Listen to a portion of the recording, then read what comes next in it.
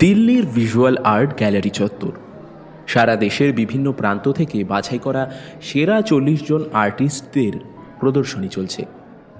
4 দিনের প্রদর্শনীর আজকেই শেষ দিন। শেষ প্রহরে পুরস্কৃত করা হবে সেরা 3 জন আর্টিস্টকে। শুধু তাই নয়, এই প্রথম 3 জন আর্টিস্টদের কাজ এখান থেকেই নির্বাচিত হয়ে পাড়ি দেবে বিদেশে। এডিনবার্গ ওয়ার্ল্ড আর্ট ফেস্টিভ্যালে জায়গা করে নেবে তারা। দর্শকরা তাদের মুগ্ধতার দৃষ্টি বোলাচ্ছেন ছবিগুলোর ওপরে। গুণমুগ্ধরা ইতস্তত করে ঘিরে রয়েছেন তাদের প্রিয় আর্টিস্টকে। এই প্রদর্শনীতে প্রথমবার ধূমকেতুর মতো আবির্ভাব ঘটেছে যার, সে এক কোণে দাঁড়িয়ে আছে তারই আঁকা একটা ছবির সামনে। রূপাঞ্জনা রায়। তার 2টো ছবি স্থান পেয়েছে এই প্রদর্শনীতে। তার কাছে তার 2 সৃষ্টি সন্তান সম, কোনোটার আদরই কম নয়।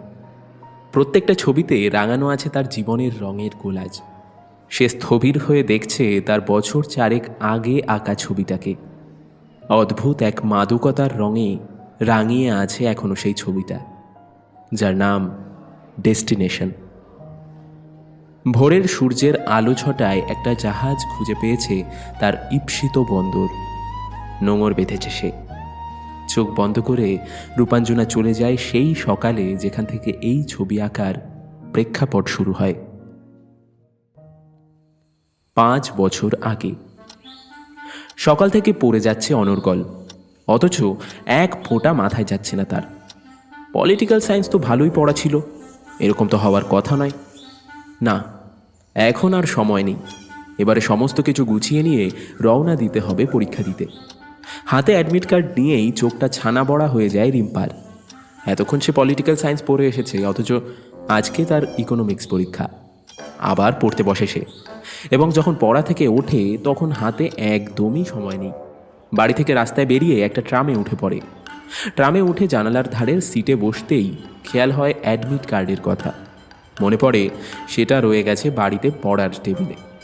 সর্বনাশ! টেনশনে কান্না চলে এসেছে তার। এমন সময় দেখতে পায় তার ট্রামের জানলার পাশ দিয়ে বাইকে করে যাচ্ছে একজন। তার হাতে রাখা রিম্পার অ্যাডমিট কার্ডটা ইশারায় নিতে বলছে সে। রিম্পা তার গলা অবধি দেখতে পাচ্ছে, কিন্তু মুখটা দেখা যাচ্ছে না। গায়ে একটা লেমন ইয়েলো শার্ট, যেন সূর্যের থেকে অনেকটা রোদ্দুর কেটে সে তার গায়ে বসিয়েছে, ঠিক এতটাই উজ্জ্বল। অ্যাডমিট কার্ডটা হাতে নিয়ে মাথাটা ঝুঁকিয়ে তাকে থ্যাঙ্কস জানাতে যাবে এমন সময় তার গা ধরে ঝাঁকাতে থাকে ট্রামের কন্ডাক্টর। Ticket ticket ticket. উফ, টিকিট কাটবার জন্য এত! ছেলেটার মুখটাই দেখতে পারলাম না। কন্ডাক্টরের গলাটাও কেমন যেন লাগছে। মহিলা মহিলা কন্ডাক্টর, তার নাম ধরে ডাকছে। রিম্পা, এই রিম্পা, এই ওঠ। কিরে, 9টা বাজে, ওঠ। এই রিম্পা, কিরে উঠলি? ধরফরিয়ে উঠে বসে রিম্পা। তার মানে এতক্ষণ স্বপ্ন দেখছিল সে। হ্যাঁ, স্বপ্নই তো হবে। উচ্চ মাধ্যমিক দিয়ে সে কবে পাশ করে গিয়েছে। কিরে বসে রইলি যে? সুকন্যা আসবে বললি না? ওফ, কোথায় ফর্ম তুলতে যাবি বললি যে? তুলতে না মা, জমা দিতে। ওই হলো, একই ব্যাপার। মায়ের তাড়া খেয়ে বিছানা থেকে উঠে পড়ে রিম্পা। কবে যে এই পরীক্ষার স্বপ্ন তার পিছু ছাড়বে কে জানে। তবে আজকে একটা নতুন জিনিস সংযোজন হয়েছে সেখানে। রোদ্দুর রঙের ইয়েলো শার্ট। চোখে স্বপ্নের রেশ নিয়েই রেডি হতে থাকে সে। সুকন্যা এবং রিম্পার আজকে একটা কলেজে গিয়ে ইকোনমিক্স অনার্সের জন্য ফর্ম জমা দেওয়ার কথা, তাই 1 ঘন্টার মধ্যে রেডি হয়ে বেরিয়ে পড়ে কলেজের উদ্দেশ্যে। কলেজের লাইনে প্রচুর ছেলেমেয়ের ভিড়। তার সঙ্গে সঙ্গে চলছে ইউনিয়নের দাদা দিদিদের খবরদারি। ফর্মে জমা দেওয়ার ডেট আর বেশ কয়েকটা জিনিস তখনও লেখা বাকি দুজনের। সুকন্যার পেনের কালি শেষ হয়ে যেতেই খানিকক্ষণ ইতস্তত খুঁজে ও হাত তুলে ডাকলো একটা ছেলেকে। সৌমাক! নামটা শুনে পেছনে ঘুরে তাকালো রিম্পা। লেমন ইয়েলোর মধ্যে পিঙ্ক কালারের স্ট্রাইপের টি শার্ট, টাইট জিন্স আর পায়ে একটা ডার্ক ব্লু স্নিকার্স। চুলটা আলুথালু করে আঁচড়ানো, আর তাতেই মনে হয় ছেলেটার একটা কেয়ারলেস বিউটি ফুটে উঠেছে। তবে মোটের ওপর ছেলেটার চেহারা যথেষ্ট আকর্ষণীয়। আর চোখে তাকায় রিম্পা। সুকন্যা ওর থেকে একটা পেন চেয়ে নিয়ে রিম্পার সঙ্গে আলাপ করায়। এই দেখ, ও হচ্ছে রূপাঞ্জনা, আমার স্কুলের বন্ধু। আমরা দুজনে এখানে ইকোনমিক্স অনার্সের ফর্ম তুলতে এসেছি। এই তুই কি তুললি রে? আমি দেখছি কি কি তোলা যায়। এনে ধর এটা, চলি রে। ছেলেটার মন নেই ওদের দিকে, কোনো মতে পেনটা দিয়ে ছাড়া পেতে চাইছে। দৃষ্টি দূরে কোথাও যেন ঘুরে বেড়াচ্ছে। রিম্পা বুঝতে পারে যে তার রূপ তেমন আকর্ষণীয় নয় যে এমন ধরনের ছেলে তার সঙ্গে দাঁড়িয়ে কথা বলবে, কিন্তু ছেলেটার মধ্যে কি যেন একটা আছে। আজ সকালে দেখা স্বপ্নে তো এই লেমন ইয়েলো কালারের শার্ট পরেই ছিল একজন। তাহলে কি সেই স্বপ্ন ভবিষ্যতের কিছু ইঙ্গিত দিতে এসেছিল? একটা অজানা আকর্ষণের বিন্দুমাত্র আভাস পেতেই সেটাকে জোর করে দাবিয়ে রিম্পা শুধুমাত্র জিজ্ঞেস করে, এটা কে রে সুকন্যা? রঞ্জন স্যারের কোচিনের বন্ধু সৌমক। ঘ্যামা দেখতে না? হ্যাঁ, ভালোই। ওই দেখ, তোর গার্জেন এসে হাজির। আজকাল এই গার্জেন কথাটা ভীষণ খোটায় রিম্পাকে। নামটা দেওয়া হয়েছে তার স্কুলের বন্ধু নীলাঞ্জনকে, নীলাঞ্জন ভৌমিক। তার কাছাকাছি থাকার দরুন অনেক দিন ধরেই রিম্পার সঙ্গে অন্তরঙ্গতা যথেষ্টই বেশি, বা বলা ভালো একপাক্ষিক অন্তরঙ্গতা। রিম্পা যে নীলাঞ্জনকে বন্ধু মানে না এমনটা কিন্তু নয়, তবে অন্য সব বন্ধুদেরই মতো সেও তার কাছে একজন বন্ধু মাত্র, এর বেশি আর কিছুই নয়। রিম্পা একটু বিরক্তির সুরেই বলে, ওদিকে তাকাস না তো, ইরিটেটিং পাবলিক একখানা এখানেও চলে এসেছে। ও আগেই না আমাদেরকে দেখে নিয়েছে রে, এদিকেই আসছে। কাঁধে একখানা ঝোলা নিয়ে, আজন্ম আতেল। নীলাঞ্জনের হাবভাব বরাবরই এমন যেন সে তার সমবয়সীদের তুলনায় 2 থেকে 4 বছরের বড়। তবে বয়সে না হলেও আচার আচরণ বিচার বুদ্ধিতে কিন্তু সে একটু পরিণতই বটে। গায়ের রং মাঝারি, চোখে চশমা, চোখ মুখ কোনো অংশেই তেমন একটা সুশ্রী নয়। মাথার কোকড়ানো চুল তার রূপটাকে আরও কিছুটা খারাপ করতে সাহায্য করেছে। পরনে একটা ঢোলা ছাইরঙা খাদির পাঞ্জাবি, জিন্স আর পায়ে একটা চটি। রিম্পার সামনে এসে দাঁড়িয়ে সে বলল, কি রে, ফর্ম জমা দিয়েছিস? হ্যাঁ রে, দিয়েছি। তুই এখানে এসেছিস কেন? আমি? আরে তোকে কালকেই বললাম না যে একটা লাইব্রেরিতে ভর্তি করে দেবো। সব বই কিনতে হবে না, ওইখান থেকে ম্যানেজ করে পড়বি। সে পরে দেখা যাবে, এখন ভালো লাগছে না, তুই এখন যা। একদম না, আমাকে কাকিমা বলেই দিয়েছে তোকে আজই লাইব্রেরিতে ভর্তি করিয়ে দিয়ে তারপরে আসতে। আর এমনিতেও কাকুর অবস্থা দেখে তোর তো নিজেরই এটা আগে করা উচিত ছিল, আর আমাকেই বা এত বলতে হবে কেন রে তোকে? বন্ধ করবি তোর লেকচার? রিম্পার বাবাকে অফিস থেকে ভিআরএস নিতে হয়েছে, তার উপরে হার্টে বড়সড় ব্লকেজ ধরা পড়েছে। খরচও হচ্ছে প্রচুর, তাই নীলাঞ্জন সবসময় রিম্পাকে দায়িত্বশীল হতে বলে। অপরের কথায় দায়িত্বশীল হতে মোটেও ভালো লাগে না রিম্পার। তবু মা যখন বলে রেখেছে, তখন লাইব্রেরিতে না গিয়ে বাড়ি ফিরলে তাকে মায়ের কাছে হাজারো বাক্যবাণ সহ্য করতে হবে, তাই উপায় একদমই নেই। ইস, নীলাঞ্জনটা একটু পরে এলেই, সুকন্যা পেনটা ফেরত দিতে গেলেই ওই ছেলেটার আবার কাছাকাছি হওয়া যেত। মনে মনে ভগবানকে ডাকে রিম্পা, প্রার্থনা করে যেন এই কলেজে ও আর সৌমক দুজনই চান্স পায়। তারপর সুকন্যাকে বিদায় দিয়ে নীলাঞ্জনের সঙ্গে পা বাড়ায় রিম্পা। 7 দিন পর সুকন্যা আর রিম্পা যখন কলেজে টাঙানো লিস্টটা দেখতে আসে, তখন লিস্টে নিজেদের নাম দেখার পরেই রিম্পা দেখে নেয় সৌমক ম্যাথ অনার্স পেয়েছে কিনা। সুকন্যার কাছ থেকে সে পরে জেনেছিল যে সৌমক ম্যাথ অনার্সের ফর্ম জমা দিয়েছে, আর গত 7 দিন ও শুধু প্রতীক্ষায় ছিল এই লিস্টের। যতটা নিজের জন্য, ঠিক ততটা এই অচেনা ছেলেটার জন্যেও। বহু চেষ্টা করে সে দেখেছে নিজেকে সৌমকের ভাবনা থেকে কিছুতেই সরাতে পারছে না সে।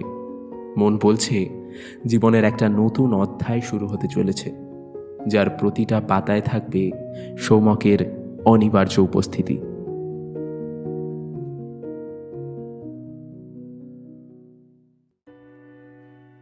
কলেজের প্রথম দিকের দিনগুলো যেন ডানা মেলে উড়তে থাকে সবার জীবনে। আগের স্কুল জীবনের ধরাবাঁধা রুটিনের ঠিক বিপরীত এই অবাধ স্বাধীনতা প্রথম প্রথম সবাই খুবই উপভোগ করে। সেখানে না থাকে কোনো শিক্ষক শিক্ষিকার চোখ রাঙানি, আর না থাকে ছেলে মেয়েদের মধ্যে অবাধ মেলামেশার কোনো অন্তরায়। জমা জলের মাছ যেন সাগরে এসে তার ইচ্ছে মতো সাঁতার কাটতে থাকে। সৌমক ছেলেটা বরাবরই বয়েজ স্কুলে পড়ে এসেছে, তাই মেয়েদের সান্নিধ্যে, বিশেষ করে সুন্দরী মেয়েদের সান্নিধ্যে থাকতে পারাটাই এখন তার কলেজ জীবনের মুখ্য উদ্দেশ্য। বাকি সব কিছুই এখন তার কাছে বিধেয়। বিভিন্ন ক্লাসের ফাঁকে তাকে দেখেছে রিম্পা দূর থেকে। কয়েকবার কলেজ ক্যান্টিনেও সুকন্যার সঙ্গে থাকাকালীন সৌমক আর সুকন্যার কথাবার্তাও হয়েছে, তবে তার সঙ্গে এখনও কোনো কথা হয়ে ওঠেনি। এদিকে যত দিন যাচ্ছে সৌমকের দেখা পাওয়াতে তার হৃদস্পন্দন উত্তরোত্তর বৃদ্ধি পাচ্ছে। নবীন বরণের দিনটাতেই উপস্থিত হলো সেই মাহেন্দ্রক্ষণ। সেদিন সকালে রিম্পা পরেছিল তার মায়ের একটা রঙিন জামদানি। জীবনে প্রথমবার নিজেকে রঙিন করে সাজাতে ইচ্ছে করেছিল সেদিন, না হলে তার জীবনের সমস্ত রং সে রেখে দেয় তার ক্যানভাসের জন্য। চোখে আইলাইনার, ঠোঁটে mat finish pink lipstick, mascara, blusher সমস্ত কিছু দিয়ে সেজেছিল সে। নবীনবরণের অনুষ্ঠান চলাকালীন সমস্ত ছেলেরা ছিল ব্যালকানিতে, স্পেশাল গেস্ট আর মেয়েদের জায়গা ছিল নিচে। প্রোগ্রাম শেষে সুকন্যার সঙ্গে কথা বলতে গিয়ে সৌমকের অবশ্যম্ভাবী দৃষ্টি পড়ল রিম্পার উপরে। প্রথমবার। ওই বয়সে একটা আলগা চটক থাকে সব মেয়েদের মধ্যেই। আইলাইনার দেওয়া দু চোখের গভীরতা সেদিন মন টেনেছিল সৌমকের। হাই, আমি সৌমক। তোকে দেখিনি তো আগে। কি নাম তোর? রূপাঞ্জনা। দেখেছিস, কথাও হয়েছে। ব্যাপারটা বড় অদ্ভুত লাগে সৌমকের। মোটামুটি ভালোই লাগছে মেয়েটাকে, অথচ মনে পড়ছে না যে কখনো কথা হয়েছে কিনা। রিম্পা মনে মনে হাসে। সৌমকের চোখে মুখে ধরা পড়েছে ওর প্রতি আগ্রহ, যেটা এতদিন ছিল না। কিসের একটা ঝিম ধরা গন্ধ বয়ে যেন চলেছে ওদের মাঝে। বুঝতে পারে না রিম্পা। সেদিন সুকন্যা, রিম্পা আর সৌমক অনেকটা পথ একসঙ্গে হেঁটে বাড়ি ফিরল। ফিরে এসে রিম্পা চলে গেল তার চিলেকোঠার ঘরে। নিজের খেয়ালে একটা ক্যানভাসে আঁকতে শুরু করল সৌমকের আবছায়া শরীরের ছবি, যার পেছনে অনেক সদ্য ফোটা ফুল আর তার থেকেও বেশি ফুলের কুড়ি মুখে আছে ফোটার অপেক্ষায়। পেন্টিংটার নাম রাখল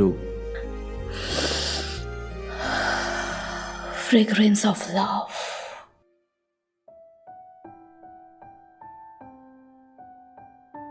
সৌমকের সঙ্গে কথা শুরু হওয়ার পরের দিনগুলো যেন খুব তাড়াতাড়ি চলতে থাকে। দমকা হাওয়া এলে যেমন পড়তে বসা উপন্যাসের পাতাগুলো চোখের পলকে উড়ে যায়, ঠিক তেমনই সুকন্যাকে ছাড়াই ক্রমশ কাছাকাছি আসতে শুরু করে দুজনে। সুকন্যার সঙ্গে শুধু আলগা বন্ধুত্ব ছিল সৌমকের। রিম্পা হয়েছে তার কলেজের অন্তরঙ্গ বন্ধুদের মধ্যে একজন।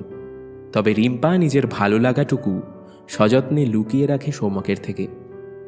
ভালো লাগার সম্পর্কে যদি বন্ধুত্ব থাকে তাতে তো ক্ষতি নেই, সম্পর্ক হারানোর ভয়ও নেই, বরং অপর দিকে ঝুঁকি অনেক বেশি। রিম্পা জানে তার বয়সটাই এমন। এই বয়সে প্রেমের ছদ্মবেশে ইনফ্যাচুয়েশন আসে। বন্ধুদের থেকে সে শুনেওছে যে ইনফ্যাচুয়েশনের সময়সীমা নাকি 1.5 বছর। এতটুকু সময় দেওয়াই যাক না সম্পর্কটাকে, তারপর না হয় ভাবা যাবে। এদিকে সৌমকের উপস্থিতিতে প্রথম দিন ছাতিম ফুলের মতো মিষ্টি গন্ধ পেয়েছিল রিম্পা। যত দিন যাচ্ছে তার তীব্রতা বাড়ছে। সৌমকের অফ পিরিয়ড থাকলেই সে চলে আসে ইকোনমিক্স অনার্সের রুমে। ওকে না দেখলেই বন্ধুদেরকে জিজ্ঞেস করে। বন্ধুরাও রিম্পার থাকার সম্ভাব্য জায়গা বলে দিয়ে নিজেরা চোখ চাওয়াচাই করে হাসে। ইদানিং বড় বেশি খোঁজ পড়ছে রিম্পার। সৌমক একটা ক্লাস বাঙ্ক করে রিম্পার খালি ক্লাসরুমের পেছনের বেঞ্চে গিয়ে বসে আছে চিন্তিত হয়ে। চিন্তার কারণ একটা মেয়ে, যে রীতিমতো ঝুলোঝুলি করছে ওর সঙ্গে প্রেম করার জন্য। তাতে অবশ্য ওর অসুবিধা ছিল না, কিন্তু প্রেমের প্রধান অন্তরায় হলো মেয়েটার রূপ। এমন মেয়ে পছন্দ নয় তার। হে রূপ, একটা কিছু উপায় বার কর মাথা থেকে, না হলে তো হেব্বি কেস খেয়ে যাবো। তোর চিন্তা কিসের? তুই তো বলছিস যে ওই অদিতিকে কোনোদিন ঝাড়িও মারিসনি। উফ, অদিতি নয়, অদ্রিতা। প্রতিদিন তুই এত গোলাস না। তোকে তো কাল নামটা বললাম নাকি, কোন স্কুলে পড়তো সেটাও তো বললাম। কোথায় থাকে যেন বললি? কসবা, শীতলা বাগানের পুজোর কাছে। আরে শোন, হাতে ব্লেড দিয়ে চিঠে আমার নাম লিখেছে, আবার বলছে ব্লেড আমার বন্ধু। চোখের নিচে এক গাদা কালশিটে। বলছে কয়েক রাত নাকি ঘুমায়নি। আমার ফেসবুক থেকে সমস্ত ছবি ডাউনলোড করেছে। মালটা পুরো ফ্রাস্টু। প্লিজ রূপ, বাঁচা ভাই, আমি জাস্ট মরে যাব। দাঁড়া, ওর স্কুলের একটা মেয়ে আমার সাথে কোচিংয়ে পড়তো, দেখছি কি করা যায়। কি খাওয়াবি? যা চাইবি ভাই, যা চাইবি। সালা ফাটা বাঁশের বীজ। যাকে আমি কিন্তু আবার আসবো রূপ, চললাম। কয়েকদিন কাটতেই হাঁপাতে হাঁপাতে সোমক রিম্পার কাছে গিয়ে জানায়, হে রূপ, এই শুনেছিস, সর্বনাশ হয়ে গেছে, অদ্রিতা ঘুমের ওষুধ খেয়ে নিয়েছে। এবার কি হবে রে? কিছুই হবে না, চিল্যাক্স। শোন, আমি খোঁজ নিয়েছি, মেয়েটা প্রতি মাসে প্রেমে পড়ে, বহুবার সুইসাইডাল অ্যাটেম্পটও নিয়েছে। দেখবি ঘুমের ওষুধটাও খেয়েছে হয়তো অন্য কারোর জন্য। এই নে, চিন্তা ছেড়ে এবার খা। কি বলছিস? তুই ঠিকঠাক জেনেছিস? বলছি তো, এনে খা। এ বাবা, এটা আবার কি? একেবারে সাদা ফ্যাট করছে যে। এসব বিধবা খাবার টাবার আমি খাই না। এসব কি খাবার আনিস বলতো তুই? চাউমিন আনবি, দেখবি তোকে খেতেই দেবো না, সব আমি খেয়ে নেবো। চিড়ের পোলাও। আচ্ছা, আজকে এটা খা, কালকেই চাউমিন আনবো। সেদিনই কলেজের ছুটির পর আনন্দে রিম্পাকে প্রায় জড়িয়ে ধরে সোমক। উফ রূপস, তোর কি ক্ষমতা মারি! একদম সঠিক ইন্ট্রোস্পেকশন। আজ কেমিস্ট্রি ক্লাসে দেখি ফিজিক্স অনার্সের সুজনের মুখ একেবারে কাঁচুমাচু। জানিস তো, ওর বন্ধুদের থেকে শুনলাম অদ্রিতার খবরটা পেয়ে পুরো গুম মেরে গেছে। পরে ওকে ডেকে জিজ্ঞেস করাতে দেখলাম ও পুরো ভেঙে পড়ল। বেশ কয়েকদিন ওর গলাতেও নাকি লটকে ছিল, বুঝলি? আমিও বলে দিলাম। কি বললি? কি আবার, তোর ডায়লগটাই ঝেড়ে দিলাম। বললাম, দেখ, কার না কার জন্য ঘুমের ওষুধ খেয়েছে, ওসব নিয়ে আর ভাবিস না। ও কি বললো? কিছুই বললো না। আর বললেও বা শুনছে কে? ওর দিকে অদ্রিতা ঝুলেছে আমার পরে, তাই আপাতত আমি চিন্তামুক্ত। শোন, কালকের দিনটা কিন্তু সেলিব্রেশন হবে তোর চাউমিন দিয়ে। না, তা চলবে না, আইসক্রিম খাওয়াতে হবে। লাভ অ্যাফেয়ার, বাবুঘাটে নিয়ে গিয়ে। ঠিক আছে, চল, ডান। এভাবেই প্রতিটা দিন যেন কাছাকাছি চলে আসছে ওরা। দূরত্ব ক্রমশই কমে এবারে যেন একে অপরের অংশীদারিত্ব পেতে শুরু করলো দুজনে। পরের দিন সকাল সকাল সৌমক রিম্পাকে জানায়, এই শোন, আজ 1টার পর সব ক্লাস বাঙ্ক করব, তোর কথা মতো যাবো বাবুঘাটে। শুধু হ্যাঁ, কাউকে বলবি না। আমি 1টা নাগাদ দাঁড়িয়ে থাকবো, ওই আগে ওই ওষুধের দোকানটা রয়েছে, আরে সামনের দিকটা, হ্যাঁ ওই দোকানটার কাছে চলে আসবি। সে কি রে, আজ তো 2:30 থেকে জিকেবির ক্লাস ছিল, মিস করব। ওরে, লাভ অ্যাফেয়ারও খাবে আবার লেকচারও শুনবে, দুটো তো একসাথে হবে না মামুনি। ঠিক আছে, ডান। পরে সুকন্যার থেকে নোটস নিয়ে নেব। যা করার কর ভাই, শুধু ছড়াস না, কাউকে বলবি না। ওকে। রিম্পা জানে সৌমকর বন্ধু, তবুও এতদিন ওদের সম্পর্ক ছিল কলেজের চৌহদ্দির মধ্যে। কিন্তু আজ তারা বাবুঘাটে যাচ্ছে, শুধুমাত্র দুজনে। একটু বাড়াবাড়ি হয়ে যাচ্ছে নাকি? কিন্তু সমস্ত প্রতিরোধ আজ যেন পিচ্ছল, কিছুতেই মন চাইছে না হিসেব করতে। 1টা নাগাদ সৌমকের বলে দেওয়া জায়গায় রিম্পা গিয়ে দেখে সৌমক সানগ্লাস পরে একটা বাইকের ওপর বসে মিটিমিটি হাসছে। কিরে, এটা কার বাইক? আমার বন্ধু রনির, আজকে তোকে নিয়ে যাব বলে নিয়ে এসেছি। কার না কার বাইক, বসবো? আরে ইয়ার, ও আমার একদম ছোটবেলার বন্ধু। এই বস তো তাড়াতাড়ি, বড্ড কথা বলিস, কেউ দেখলে আবার ক্যাঁচাল হবে। বাইক স্টার্ট করে বেরিয়ে যায় দুজনে। বাবুঘাটের আইসক্রিম পার্লারটার প্রধান সৌন্দর্য হলো জানালা দিয়ে বাইরে তাকালে মনে হবে গঙ্গা বক্ষে আছি। দুপুরের পর থেকে আলো যখন আস্তে আস্তে নিভতে থাকে তখন দারুণ লাগে। বাইরের দিকে তাকিয়ে সূর্যাস্ত দেখতে দেখতে রিম্পা প্রশ্নটা করেই ফেলল, আচ্ছা সৌমক, তুই এত লুকিয়ে চুরিয়ে আমাকে নিয়ে এলি কেন এখানে? আফটার অল আমরা তো ফ্রেন্ড নাকি? আরে ওসব ছাড় তো, এনজয় কর। না, বল। বলতেই হবে। ইয়েস। প্রমিস কর, কাউকে বলবি না কিন্তু। মাথা চুলকিয়ে সৌমক হঠাৎ করে হাত ধরে রিম্পার। সৌমকের হঠাৎ হাতের ছোঁয়ায় একটা শিহরণ খেলে যায় যেন রিম্পার শরীরে। সৌমকের চোখের দিকে তাকিয়ে থাকতে পারল না, চোখ নামিয়ে শুধু ইশারায় সম্মতি জানালো। একজন আছে, ভেরি স্পেশাল, যাকে আমি দেখাতে চাই না। মানে? মানে মানে একজনকে ভীষণ ভালো লাগে আমার, তাই ও যদি দেখে ফেলে বা এমন কিছু কলেজে রটে যায়, তাই একটু ভয় পাচ্ছি আর কি। নাম কি মেয়েটার? ধুস, নামটাই তো জানি না। কলেজের প্রথম দিন থেকে ঝাড়ি চলছে। আমাকেও লাইক করে বোঝাই যাচ্ছে, কিন্তু কিন্তু আমি না কিছুতে এগোতে পারছি না। জিওগ্রাফি অনার্স, বুঝলি? রিম্পা দেখানোর চেষ্টা করছে যে ও কথাগুলো মন দিয়ে শুনছে, কিন্তু ভেতরে ভেতরে কেমন একটা কষ্ট দলা পাকিয়ে উঠেছে। সেটাকে স্থিমিত করার জন্য নিজেই নিজেকে বোঝালো, যা হয়েছে সব ভালোর জন্যই হয়েছে।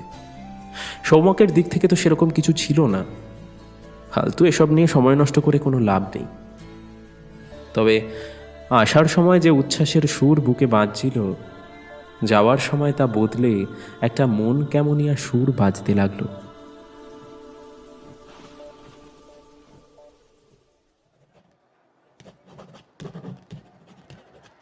পরের সপ্তাহে সৌমক হাঁপাতে হাঁপাতে রিম্পার ক্লাসে এলো। রিম্পাকে কিছু লিখতে দেখে নিজেই রিম্পার ওড়নাটা পিছন দিক থেকে নিয়ে নিজের কপালের ঘাম মুছতে লাগলো। রিম্পার নজরে পড়তেই এক টান দিল। এই, কি করছিস কি? আমার ওড়নাতে তোর ঘামের গন্ধ হয়ে যাবে তো। তোর রুমাল নেই? আরে আজকে তাড়াহুড়োতে ভুলে গেছি। তবে চিন্তা করিস না, আমার ঘামের গন্ধ না একেবারে পারফিউমের মতো। তোর পারফিউমের খরচ একেবারে বেঁচে যাবে। ঠিক আছে, তুই এখন যা, অনেক নোটস লিখতে হবে। এই শোনা, এইভাবে বলিস না। তোর কাছে ছুটে এসেছি অনেক আশা নিয়ে, প্লিজ একটু ক্যান্টিনে যা আমার জন্য। হঠাৎ ক্যান্টিনে কেন যাব? ওই মেয়েটা ঢুকেছে, শুধু নামটা আমাকে একটু জেনে বলে দে ব্যাস। শোন শোন শোন, সি গ্রিন টপ আর জিন্স পরে আছে। জানা জানা, please please please please please please. হ্যাঁ, তুই তুই ডাক তো, এগুলো এগুলো পরে করিস। কথাটা বলেই সৌমক জোর করে সমস্ত খাতা বন্ধ করে দিল। কি যে করিস না সৌমক, আর 10 মিনিট বাকি পরের ক্লাসের, সেটাও গেল। চল দেখি। ক্যান্টিনে গিয়ে প্রথমে একটু ঈর্ষান্বিত হয়ে তাকালো রিম্পা। খোলা চুল, পোশাকও বেশ খোলামেলা, ফর্সা চোখ দুটো টানা টানা, ঠোঁট দুটোর রং গোলাপি, দেখতে সত্যিই সুন্দর। এরপরে 5 মিনিট ক্যান্টিনে কাটিয়ে রিম্পা বেরিয়ে এসে সৌমককে বলে, সৃজনী ভট্টাচার্য, বাড়ি তপসিয়ায়। আর কিছু? উড়িষ্যাওয়াস, হ্যাঁ আমি জানতাম তুই পারবি। এই কিছু বলিসনি তো? না রে বাবা, আমি চললাম, ক্লাস আছে। থ্যাংক ইউ ভাই, থ্যাংক ইউ, ট্রিট পাওনা রইল। কলেজ শেষে সেদিন নীলাঞ্জনের আসার কথা। রিম্পাকে নীলাঞ্জন যেখান থেকে পায় ভালো নোটস জোগাড় করে দেয়, যাতে তার কোচিংয়ের খরচটা বাঁচে। সেটা আবার সময় মতো ফেরতও নিয়ে নেয়, আর সেই কারণেই তার আশা। নীল, নোটসটা তোকে কালকে দিলে হবে না? মানে দেখ দেখ, একদম চ্যাংড়ামি করবি না, ঠিক আছে? তোকে তো আমি বলেইছিলাম রেডি রাখবি। অনেকটা হয়ে গেছে, ঠিক আছে, আমি বাকিটা জেরক্স করে নিচ্ছি। সারাদিন কি করিসটা কি তুই কলেজে? হ্যাঁ, অফ পিরিয়ডে লিখতে পারিস না? অফ পিরিয়ডেই লিখছিলাম, এমন সময় একটা কাজ চলে এলো, তাই। আচ্ছা তাই? তা কি এমন রাজকার্য সেটা শুনি। নীলের ঠিক এই দিকগুলোই বিরক্ত লাগে রিম্পার। সমস্ত হিসেব চাইবে, পুরুষতন্ত্রের জ্বলন্ত উদাহরণ। এখন যদি রিম্পা বলে যে সে লেখা ফেলে সৌমকের গার্লফ্রেন্ডের নাম জানতে গিয়েছিল, তাহলে আর এক প্রশ্ন শুরু হবে। তাই চেপে গিয়ে রিম্পা বলল, সব বিষয় তোর কর্তৃত্ব ফলানো যাবে না, 2 মিনিট দ্বারা দিচ্ছি। না থাক, ছেড়ে দে, তোকে আর জেরক্স করতে হবে না। তুই আমাকে তোর ওই নোটস আর তোর খাতা দুটোই দে, আমি লিখে রাত্রেবেলায় তোর বাড়িতে দিয়ে যাব। ভাই ফেসবুকে পেয়ে গেছি ওকে। দেখি আমার পাড়ার একটা বন্ধুর মিউচুয়াল ফ্রেন্ড, ওর পিস্তুত বোনের বন্ধু হয়, একেবারে জমে গেছে বুঝলি। আর থ্যাঙ্কস ভাই, তুই না থাকলে না এটা হতোই না। সৌমক এর মাঝেই চলে এলো ওদের মধ্যে। ও খানিকটা এগোতেই নীলের প্রশ্নবান, এটা কে রে? আমার বন্ধু। বাবা, এইসব কলেজে ছিপ ফেলতে আসার ছেলেগুলো তোর বন্ধু? অসাধারণ। এই নে ধর, এই নাম্বারটাতে ফোন করবি, প্রাইভেট টিউটর খুঁজছে একজন। আমাকে চেয়েছিল, আমি তোকে রেফার করে দিয়েছি, কথা বলে নিবি। সময় কোথায় পড়ানোর? বের করবি, বাড়ি থেকে হাত খরচ না নিয়ে এইটা দিয়ে হাত খরচ, আর যতটা পারবি পড়ার খরচ চালাবি, ঠিক আছে? আর সন্ধ্যাবেলা ওসব গার্বেজ সিরিয়ালগুলো না গিলে একটু কাজের কাজ কর। এবার একটু রাগই ওঠে রিম্পার। বিরক্ত হয়ে নিজের খাতা আর নোটসটা নীলের হাতে ধরিয়ে দিয়ে এগিয়ে যায়। বড্ড বাড়াবাড়ি করছে নীল। ওর সঙ্গে সম্পর্কটা শেষ না করলেই নয়। বন্ধু হয়ে যেন একেবারে মাথা কিনে নিয়েছে। রাতে শোবার আগে হঠাৎ মনে আসে রিম্পার ওর ওড়নাটার কথা। আলনা থেকে ওড়নাটা নিয়ে নাকের কাছে নেয়। সৌম্যক হাত দেওয়ার পর আর ধুতে মন চায়নি। তেমন কোনো গন্ধ নেই, তবুও সেই ছাতিম ফুলের গন্ধটা যেন কিভাবে চলে এলো। রাত বাড়তেই গন্ধটা বাড়তে লাগলো, আর সেই গন্ধেই ঘুম চলে এলো রিম্পার।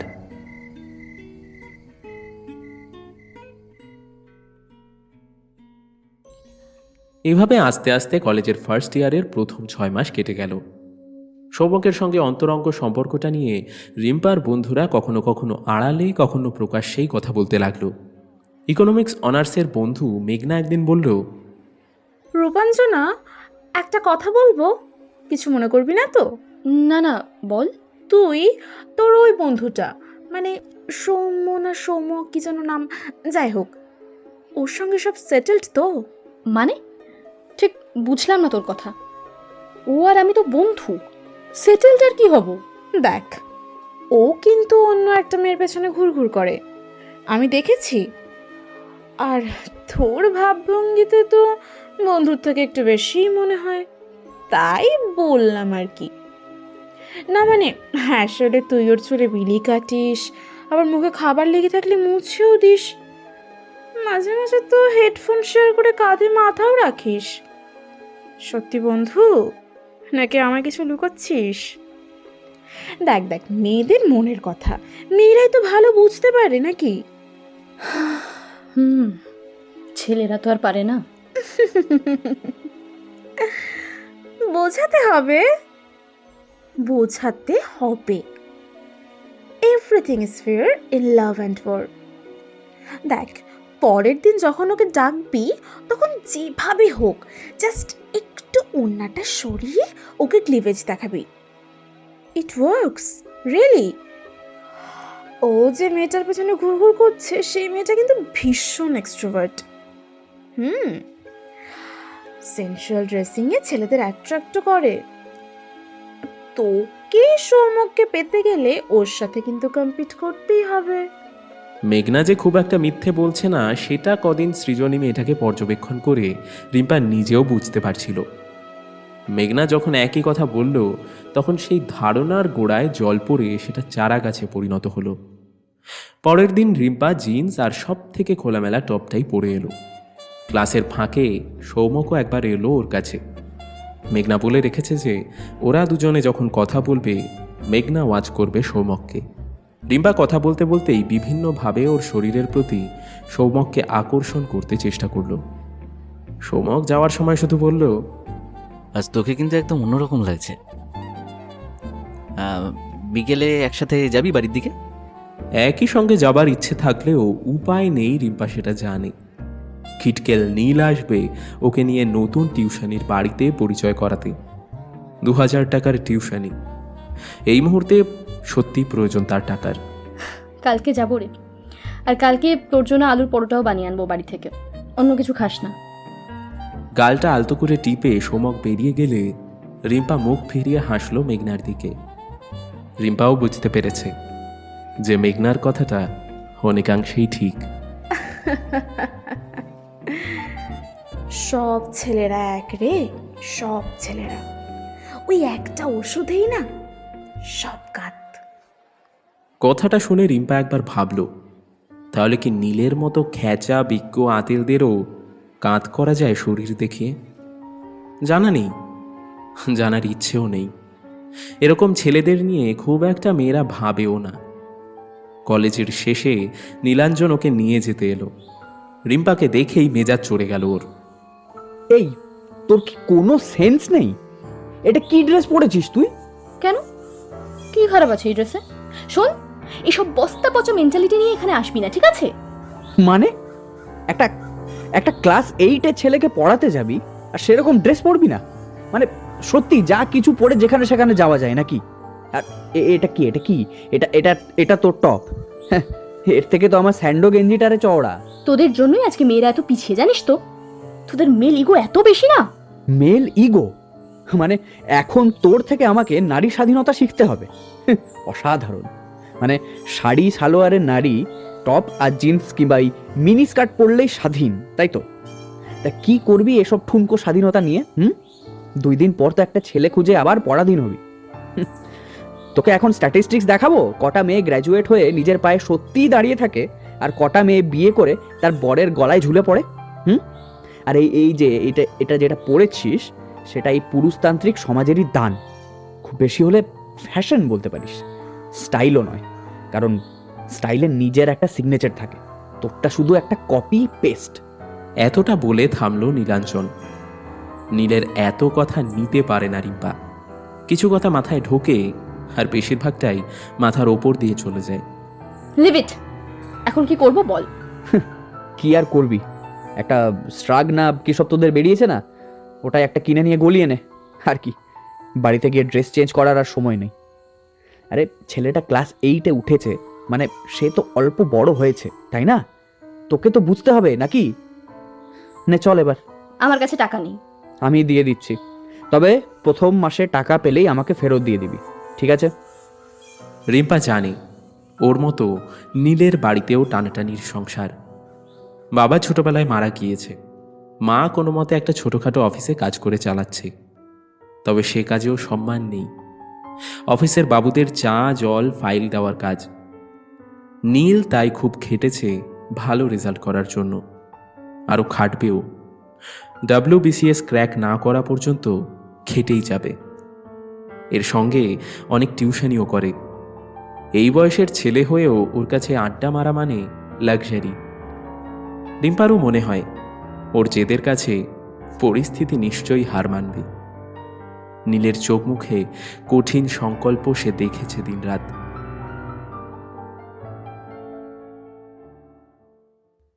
টিউশনির 1 মাস কেটে যাওয়ার পর প্রথম টিউশনির টাকা পায় রিম্পা। তার ইচ্ছে প্রথম ইনকাম থেকে সৌমকের জন্য কিছু কিনবে। এমনিতেই সৌমকের জন্মদিন সামনে, তাই এমন সুযোগ হারাতে চায় না ও। সৌমকের বহু আপত্তি সত্ত্বেও সৌমকের জন্মদিনে রিম্পা তাকে একটা দামি সানগ্লাস কিনে দেয় আর রেস্টুরেন্টে খাওয়ায়। ফলে প্রথম কদিনের মধ্যেই তার প্রায় সব টাকাই শেষ হয়ে যায়। নীলাঞ্জন তার প্রাপ্য টাকা চাইতে এসে যখন শোনে সেই সব টাকা শেষ হয়ে গিয়েছে, তখনই সন্দেহ করে বলে, এতগুলো টাকা শেষ হয়ে গেল?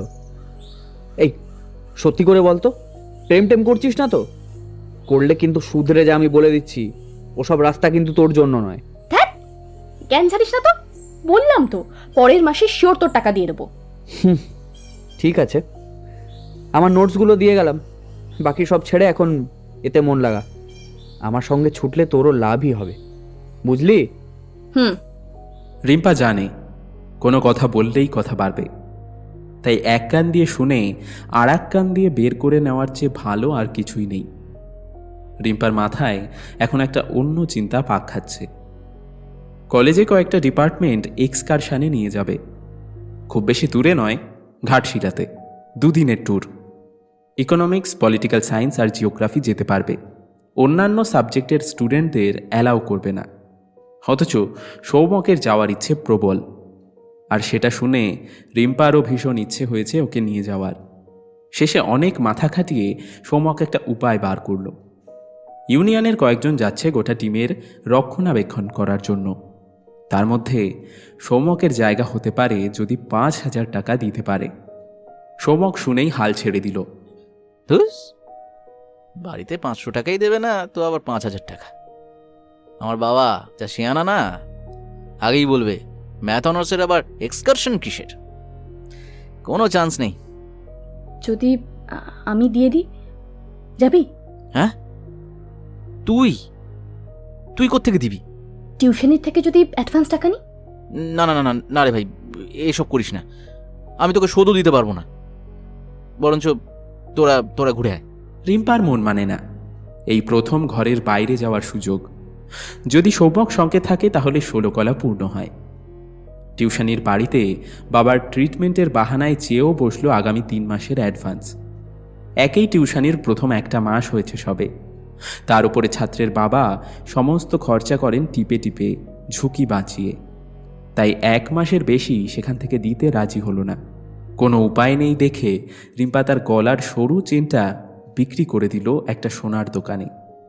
বাড়ি ফিরে মা কিছু জিজ্ঞেস করার আগেই রিম্পা বলে দিল, মা, গলার চেনটা না কেউ নিয়ে নিয়েছে। হ্যাঁ, হায় ভগবান, সে কি রে, কি করে? বাসের ভিড়ের মধ্যেই মনে হয় কেউ কেটে নিয়েছে। বাস থেকে নেমে দেখছি নেই। তুমি বাবাকে বলো না প্লিজ, না হলে খুব রাগারাগি করবে আর নিজেরও শরীর খারাপ করবে। আমি পরে আবার টিউশনের টাকা দিয়ে একটা গড়িয়ে নেব, বাবা বুঝতে পারবে না।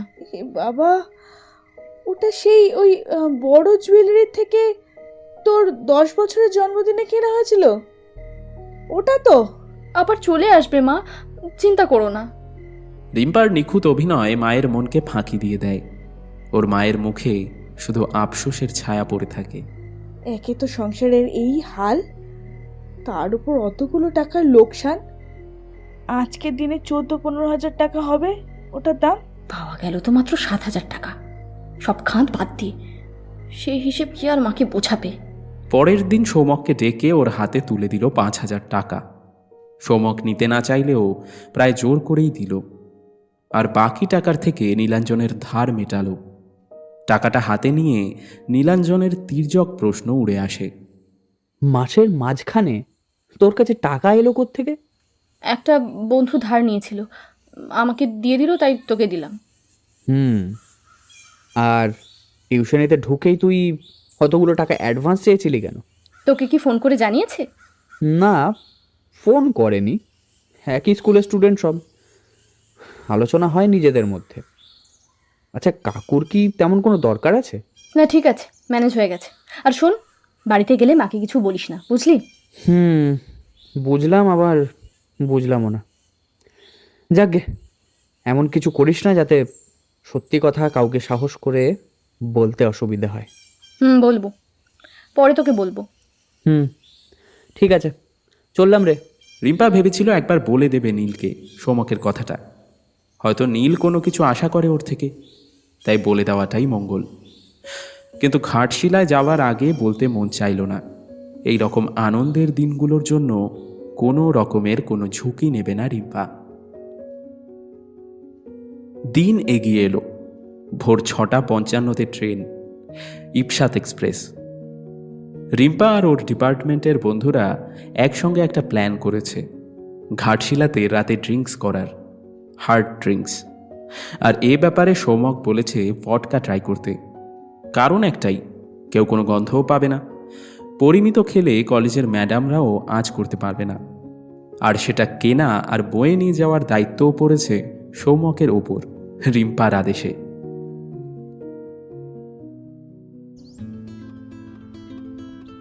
ঘাটশিলাতে পৌঁছতে বেজে গেল 9:45। স্টেশন থেকে অল্প দূরে একটা বিশাল গেস্ট হাউসে সবার থাকার ব্যবস্থা। একতলায় জিওগ্রাফি, দোতলায় পলিটিক্যাল সায়েন্স আর 3 তলায় ইকোনমিক্স। তার উপরে আর কোনো বিল্ডিং নেই। সবার খাবার দাবারের ঘর অবশ্য একতলায়। সবাইকে তাড়াতাড়ি ফ্রেশ হয়ে নিয়ে ব্রেকফাস্ট করে নিতে বলা হলো। সবাই একসঙ্গে প্রথমে যাবে রঙ্কিনী মন্দির আর বিভূতিভূষণ বন্দ্যোপাধ্যায়ের বাসভবন দেখতে। ফিরে এসে লাঞ্চ আর তারপর অল্প রেস্ট করে যাওয়া হবে সুবর্ণরেখা নদীর তীরে সূর্যাস্ত দেখতে। তারপর গেস্ট হাউসে ফিরে এসে প্রতিটা ডিপার্টমেন্টের নিজের নিজের আলাদা আলাদা রুটম্যাপ তৈরি হবে। সৌমক ঘাটশিলাতে আসা থেকেই জিওগ্রাফি ডিপার্টমেন্টের সঙ্গে চিপকে আছে। কারণ একটাই, সৃজনী ভট্টাচার্য। এছাড়া ভাগ্য সৌমকের সঙ্গেই রয়েছে, কারণ ইউনিয়নের যে 5 জন ছেলে গেছে তাদের সবার জায়গা হয়েছে ডরমিটরিতে। আর ডরমিটরিটা সৌভাগ্যবশত একতলায়। সৃজনীর ঘর 3টে ঘর পরেই। কাজেই সৌমক তো আনন্দে আত্মহারা। বিকেলে সুবর্ণরেখা নদীর পাড়েও সৌমক সৃজনীর আশেপাশে। এর মধ্যে দুজনের বেশ ভালোই আলাপ জমে উঠেছে। রিম্পার প্রথম দিনটাতে এসেই হতাশ লাগে।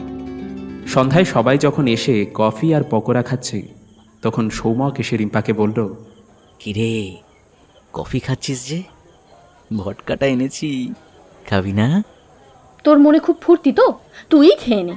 যা সালা, তুই তো আনতে বললি, খরচা করে আনলাম, এখন কি হবে? খরচার কথা চিন্তা করছিস তো? অত চিন্তা করিস না, তোর টাকাটা যখন দিতে পেরেছি এটাও ঠিক পারবো। ওটা তুই তোর রুমের সবার সাথে ভাগ করে খেয়ে নে। এই সনরূপ, ভাট বকিস না। আমি তোর থেকে টাকা চেয়েছি, আর তুই দিতে চাইলেও নেব না আমি। এটা আমার তরফ থেকে তোর আর তোর বন্ধুদের জন্য। আমাদের রুমের জন্য দুটো বড় হুইস্কির ফাইল রয়েছে, তুই না খেলে এটা ফেলে দেবো, বলে দিলাম। আজ তো হবেই না, রাত পর্যন্ত এসবি আর কেপিসি আমাদেরকে নিয়ে রুট ম্যাপ ঠিক করবে, আরও কি সব বোঝাবে। কালকে শুনছিলাম ক্যাম্প ফায়ার হবে, তাহলে কালকের জন্য রাখ, তখন দেখবো। সৌম্যক এগিয়ে গিয়ে রিম্পার কাঁধে হাত রেখে বলে, দেখবো না শোনা, খেতেই হবে। এতক্ষণে রিম্পার ভেতরটা একটু হালকা লাগে। একটা দীর্ঘশ্বাস ফেলে সে, হালকা করে হাসি ফুটে ওঠে তার ঠোঁটে। সেদিন রাত পর্যন্ত সবাই নিজেদের প্রফেসরদের সঙ্গে সময় কাটিয়ে খেয়ে দিয়ে শুয়ে পড়ে। পরের দিন সবার গন্তব্য আলাদা। জিওগ্রাফি ডিপার্টমেন্ট যাবে কপার মাইন আর ফুলডুংরি পাহাড়ে, পলিটিক্যাল সায়েন্স ঘাটশিলা শহর আর হিন্দুস্তান কপার লিমিটেড, আর ইকোনমিক্স ডিপার্টমেন্ট যাবে ডিক্রি আদিবাসী গ্রামে আর সংলগ্ন এলাকায়। ভোরবেলায় উঠে ব্রেকফাস্ট সেরে যে যার ডিপার্টমেন্টের সঙ্গে বেরিয়ে পড়ল। সোমকরাও কয়েকজন মিলে নিজেদের মতো প্ল্যান করে নিল বেরোনোর। আগে কিছুটা জঙ্গল দেখে রিম্পাদের এক একজনকে ডিক্রি গ্রামের এক একটা করে পরিবারের ডেটা নেওয়ার দায়িত্ব দেওয়া হলো। তাদের পরিবারের সদস্য সংখ্যা, তাদের আয়ের সংস্থান, তাদের আয় ব্যয়ের হিসেব। ওরা বাংলা বোঝে না, হিন্দিও ঠিক নেই, তাই আধা আধি ভাষাতেই কাজ চালাতে হলো। রিম্পার সব থেকে ভালো লাগে এত দারিদ্র্যের মধ্যেও ওদের শিল্পবোধ। প্রত্যেকটা কুঁড়ে ঘরের দেওয়াল জুড়ে আঁকা নানা রকমের ফুল, পাখি আর নকশা। তাদের পরিবারের কেউ জঙ্গল থেকে কাঠ কাটার কাজ করে, কেউ বিভিন্ন গাছগাছরা থেকে বিভিন্ন ঔষধি ফুল, ফল, বীজ সংগ্রহ করে জীবিকা নির্বাহ করে। ওদের কথা শুনে, ওদের জীবন ধারণের গল্প শুনে মনটা খারাপ হয়ে যায় সবার। দুপুর 1:30 নাগাদ রিম্পাদের কাজ শেষ হয়। সমস্ত ডিপার্টমেন্টেরই লাঞ্চ গেস্ট হাউসে এসে করার কথা। লাঞ্চের পর দেখা গেল জিওগ্রাফির তখনও নিজেদের কাজ বাকি। বাকি দুটো ডিপার্টমেন্ট আর সৌম্যকরা একসঙ্গে গেল ধারাগিরি ফলস দেখতে। অনেকটা অরণ্যের মধ্যে দিয়ে নৈসর্গিক পথ ধরে সেখানে যেতে হয়। পুরো পথটা অজস্র বড় বড় গাছের সমাহার। ইউক্যালিপটাস, মহুয়া, শাল, আরও কত নাম না জানা গাছে পুরো আকাশ ঢাকা। পুরো পথটা রিম্পার পাশে পাশে চলেছে সৌম্যক, আর সারা পথ জুড়ে কত রকম বন ফুলের সমাহার। তাদের অদ্ভুত মিষ্টি গন্ধে যেন বুকটা ভরে যাচ্ছে। এখন বুঝতে পারছি বিভূতিভূষণ বাবু আফ্রিকায় না গিয়ে চাঁদের পাহাড় কি করে লিখল। এ তো পুরো একটা ঘন জঙ্গলের অনুভূতি। রিম্পা শুধু অনুভব করতে চাইছে সমকের গায়ের গন্ধের সঙ্গে এই বনফুলের গন্ধের মিশেল ফুসফুসে ভরে রাখতে চাইছে আজীবনের জন্য। জঙ্গলের অনেক ভেতরে গিয়ে ওরা দেখল কোথা থেকে জানি নেমে এসেছে পাহাড়ের ওপর দিয়ে জলের ধারা। জলের মধ্যে হাত দিয়ে দেখল জল যেন বরফ গলা জলের মতো ঠান্ডা আর স্বচ্ছ। সেখান থেকে ওরা গেল বোর্ডি লেক। শেষে সবাই গেল গালুডি ড্যামে সূর্যাস্ত দেখতে। দারুণ সে দৃশ্য। সৌম্যকের ফটোগ্রাফির শখ আছে, তাই সে ক্রমাগত ফটো তুলে যাচ্ছে, আর রিম্পা শুধু দেখে যাচ্ছে সৌম্যককে। কাঁটা ভর্তি একটা ঝোপের মধ্যে থেকে একটা টকটকে লাল ফলের ফটো তুলে সেই ফলটা রিম্পাকে দেয় সৌম্যক।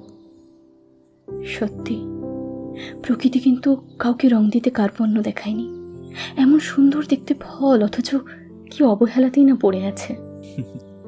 আরও দেখাবো, এমন এমন কালারের বনফুলের ছবি তুলেছি, দেখলে একেবারে ফিদা হয়ে যাবি।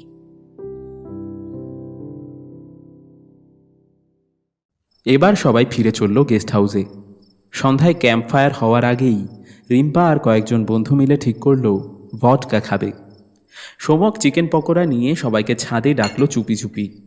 রিম্পা আর তার সঙ্গে তার ক্লাসের 2জন ছেলে আর 2জন মেয়ে বন্ধু। কোল্ড ড্রিঙ্কস দিয়ে সবাই ভয়ে ভয়ে অল্প করেই খেলো। সৌম্যক আর একজন একটু বেশি, তবে কখনোই দেখে বোঝা যাবে না। তারপর সবাই নেমে এলো নিচে ক্যাম্প ফায়ারে যোগদান করতে। ক্যাম্প ফায়ার চলাকালীন আবার সৃজনীর সঙ্গে ঘনিষ্ঠতা দেখা গেল সৌম্যকের। একসঙ্গে একটা গানও গাইল দুজনে। কিছুক্ষণ পর হঠাৎ রিম্পা খেয়াল করলো সৌম্যক নেই, আর সঙ্গে সৃজনীও উধাও। রিম্পা আস্তে আস্তে গেস্ট হাউসের পেছনে গিয়ে দেখতে পায় যে দুজনে হাত ধরে কথা বলছে। সহ্য হয় না রিম্পার, মাথার রক্ত উঠে আসে। ফিরে এসে গুম হয়ে বসে থাকে। অল্পক্ষণ পর সৌমক ওর সামনে আসতেই ও ওখান থেকে উঠে আসতে যায়। সৌমক অবাক হয়ে রিম্পার পেছন পেছনে এসে ওর হাতটা ধরে। এই রূপ, তোর কি হয়েছে? কাঁদছিস কেন? সৃজনীর কাছে যা না। রাগের মাথায় হাতটা ছাড়িয়ে ও একটা চড় মেরে বসে সৌমককে। তারপর কাঁদতে কাঁদতে সিঁড়ি বেয়ে উঠতে থাকে। সৌমক 2 সেকেন্ড দাঁড়িয়ে থাকে অবাক হয়ে, তারপর ধাওয়া করে রিম্পাকে। রিম্পা সোজা ছাদে উঠে এসে দরজা বন্ধ করতে গেলে সৌমক আটকে দেয়। ভেতরে ঢুকে ধরে বসে রিম্পার হাত। মারলি কেন বল? ছাড়, বল কি হয়েছে? ছাড় বলছি সৌমক। রিম্পা যতই জোর লাগায় ছাড়াতে, সৌমক যেন ততটাই জোরে চেপে ধরে রিম্পাকে। দুজনের জোড়াজুড়িতে দুজনে অনেকটা কাছে চলে এসেছে। হ্যাঁ, অনেকটাই। রিম্পার নরম শরীরের সমস্তটাই তখন সৌমকের বুকের কাছে। সৌমকের অবাধ্য হাত ঘুরে বেরিয়ে রিম্পার সারা শরীরে আলোড়ন তুলেছে। তুই ভালোবাসিস আমাকে না রে রূপ? ছাড়, ছাড় আমাকে। সত্যি করে বল। সৌমক, সত্যি বল। পেছন থেকে জড়িয়ে ধরেছে রিম্পাকে সৌমক। সৌমকের ঠোঁট রিম্পার বাঁ কানের লতি ছুঁয়ে নিচে ঘাড়ের কাছে নেমে আসছে। ছাড়, ছাড়, ছাড় আমাকে সৌমক। রিম্পার প্রতিরোধ অব্যাহত, কিন্তু পারছে না সৌমকের সঙ্গে গায়ের জোরে, আর নিজের ইচ্ছের সঙ্গেও। সৌমকের সেই ঝিমধারা গন্ধে যেন ডুবে যাচ্ছে সে। প্রত্যেকটা শিরা উপশিরায় যেন সেই মিষ্টি গন্ধ আরও ভরে আসছে। সৌমকের ঠোঁট আরও গভীরভাবে ডুবছে ওর গলায়, ওর শরীরে। উত্তেজনায় গায়ে কাঁটা দিচ্ছে রিম্পার। শরীর মন সমস্তটাই চাইছে সৌমকের আদর। একমাত্র মস্তিষ্ক এখনও ওকে সাবধান করে যাচ্ছে, কিন্তু তার তীব্রতা খুবই কম। সমস্ত শরীরের খুব অল্প অংশ জুড়েই যে মানুষের মস্তিষ্ক, আজ যেন সে খুব বেশি করেই টের পাচ্ছে। বাকি শরীরটা আজ তার কথা শুনছে না। বানভাসী নদীর জলের তোরে যেমন মাঝির দাঁড় তুলে রাখতে হয়, ভেসে যেতে হয় স্রোতের সঙ্গে বিনা প্রতিরোধে, ঠিক তেমনই দাঁড়রূপী মস্তিষ্ক আজ আর কোনো কাজে লাগবে না। তাই বুঝে তুলে রাখল রিম্পা, আর মন প্রাণ ভরে গ্রহণ করতে লাগলো সৌমকের আদর। জীবন তরণী ভাসিয়ে দিল বানভাসী স্রোতে। ছাদের এক প্রান্তে ওরা দুজন, সেখানে নিচের কোলাহলের আওয়াজ মৃদু শোনা যাচ্ছে, তার থেকেও অনেক জোরে শোনা যাচ্ছে ওদের নিঃশ্বাসের আওয়াজ। দ্বাদশীর চাঁদ ছাদের চারিদিকে তার জ্যোৎস্নার পাহারা বসিয়েছে, আর কেউ নেই চারিদিকে। ছাদের চারপাশে অনেক বড় বড় গাছ শুধু ঘুমিয়ে আছে। মহুয়া, নিমফল, আরও না জানি কত মিষ্টি গন্ধ ভেসে বেড়াচ্ছে চারিদিকে। এর মধ্যেই ডুবে গেল ওরা একে অপরের শরীরে। ঠোঁট ডুবে গেল ঠোঁটে, মন ডুবে গেল মনে। তৃপ্তিতে চোখ ভিজে এলো রিম্পার।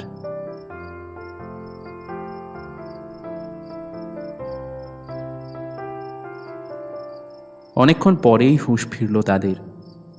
রিম্পা কিছু বলল না। সৌমক শুধু বলল, ভালোবাসা কি আমি কোনোদিন বুঝিনি, তোর কাছেই প্রথম জানলাম। তুই এইভাবে ভালোবাসিস আমায়, অথচ এতদিন বলিসনি। রিম্পা কিছু বলে না, শুধু নিজের মতো করে আর একবার জড়িয়ে ধরে সৌমককে। সৌমক আলতোভাবে রিম্পার কপালে চুম্বন এঁকে দেয়। বন্য ফুলের গন্ধ তুমি ছুঁয়ে গেলে মন যায় ভিজে, জ্যোৎস্না মাখা দিম রাতে বুকে প্রেম নোঙর বাঁধে। হাতে হাত আর উষ্ণ নিঃশ্বাস তোমার চোখে দেখেছি আমি, আদিম নেশায় নিজের সর্বনাশ। তখনও জানি না প্রেম ফুলের মতোই ফোটে, যেদিন তুমি কাছে এলে দুনিয়া দাঁড়িয়ে তোমার ঠোঁটে, বন্য ফুলের গন্ধ তুমি ছুঁয়ে গেলে মন যায় ভিজে। আমার ভেতর লুকিয়েছিলে প্রথম স্পর্শের কুহুক ছিলে। তোমার কোলেই সপেছিলাম সমর্পণ অচেনা নিজের, তুমি আমার প্রথম সকাল। ফুলের গায়ে নরম আলো চোখের তলায় লুকিয়ে রেখে আমায় একটু ছুঁয়ে দেখো। দুজন একসঙ্গে নিচে নেমে আসে। রাতে খাওয়া দাওয়া করে যে যার ঘরে চলে যায়। রিম্পা আর চোখ মেলাতে পারছে না সৌম্যকের সঙ্গে। সৌম্যকের দেখা পাওয়ার জন্য আর সৌম্যককে দেখতে হচ্ছে না তাকে। চোখ বুঝলেই স্পষ্ট সৌম্যক তার কাছে। প্রায় সারা রাত ঘুমোতে পারল না দুজনেই। পরের দিন ভোরে উঠেই ফেরার জন্য ব্যস্ত হয়ে যায় সবাই, কিন্তু কেউ জানল না তাদের মধ্যে দুজন সেখানে আজীবন থেকে যেতে চায়। এমন রাত যদি ফের আসে তোমার গায়ে ভিজে থাকতে দাও, তোমার ওই মাতাল কণ্ঠে বুকের সব নোংর খুলুক ধীরে। বন্য ফুলের গন্ধ তুমি ছুঁয়ে গেলে মন যায় ভিজে। চোখের তলায় লুকিয়ে রাখো নোংর হয়ে থাকি তোমার পাশে। এই রাতের স্রোতবে গড়ে উঠুক সেতু দুজনার দেহে, শুধু একটু ভালোবেসে, শুধু একটু ভালোবেসে।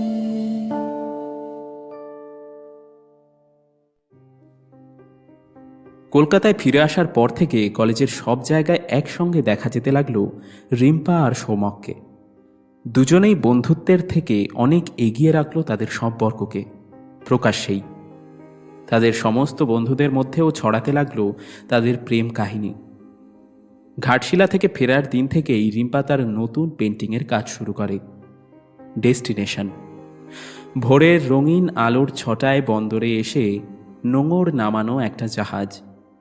আসলে তার নিজের জীবন। সৌম্যকের বুকের ভেতরে কোথাও নোঙর বেঁধেছে সে। তার চলনে বলনে এখন কাঙ্ক্ষিত জীবনসঙ্গী পাওয়ার পরিতৃপ্তি। তার জীবনে আর কোথাও যাওয়ার নেই, নিশ্চিত হয়েছে সব। কিন্তু রিম্পার জানা ছিল না ভোরের উজ্জ্বল আকাশ বেলা বাড়লে ছেয়ে যেতে পারে নিকষ কালো মেঘে, নামতে পারে অন্ধকার, উঠতে পারে বিধ্বংসী ঝড়। বিধাতা সবার জীবনের আকাশেই মনে হয় পরিবর্তন করেন পর্যায়ক্রমে এরকমভাবে।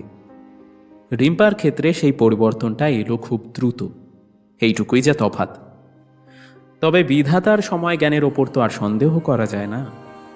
ধরে নিতেই হয় সেই অসময়টাই সঠিক সময়। ঘাটশিলা থেকে আসার 1.5 মাস কেটে যাওয়ার পর একদিন আচমকা সৌম্যককে ডাকলো রিম্পা। সোমক, আমার আমার মনে হচ্ছে আমি আমি আমি কনসিভ করেছি। কি কি হয়েছে বুঝলাম না। মনে হচ্ছে আমি প্রেগনেন্ট। 1.5 মাসের উপর হয়ে গেল, এখনো পিরিয়ডস হয়নি। হ্যাঁ, পাগল টাগল হয়েছিস নাকি? আরে বললেই হয় নাকি? তুই কি টেস্ট করিয়েছিস? বলছি শোন, কদিন ধরে মাথা ঘুরছে, গা বমি করছে। আমাদের ওভাবে উইদাউট প্রোটেকশনে করা উচিত হয়নি। তার উপরে ফার্টাইল পিরিয়ড ছিল।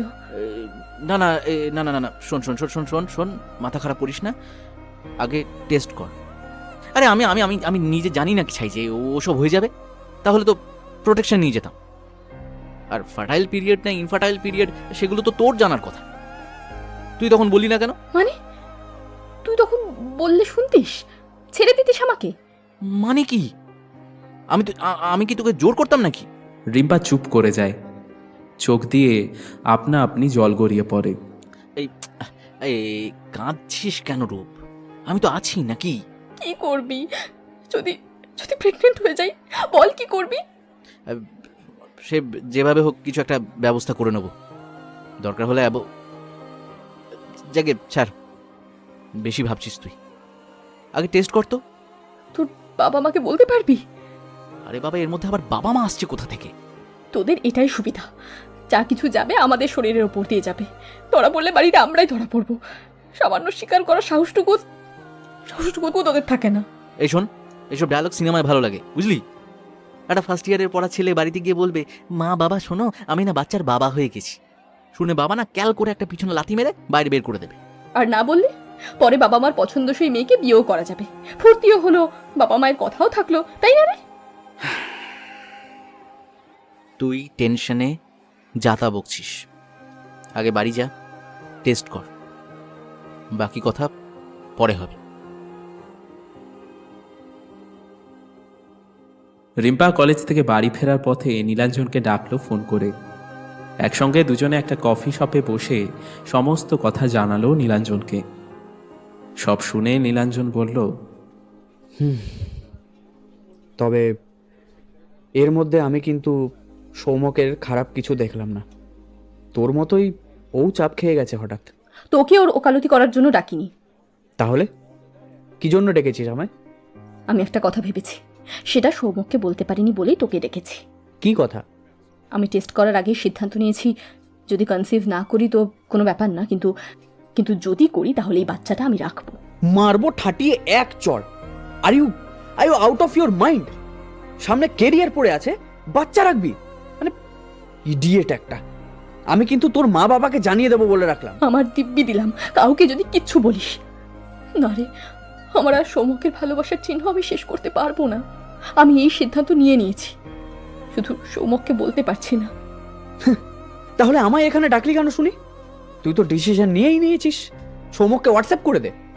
রিম্পা তার ফোন থেকে সৌমককে টাইপ করলো। I want to keep this child. তারপর দুজনে বাড়ির দিকে ফিরল। বাড়ি ঢোকার আগে রিম্পা বলল, নীল, প্লিজ আমাকে একটা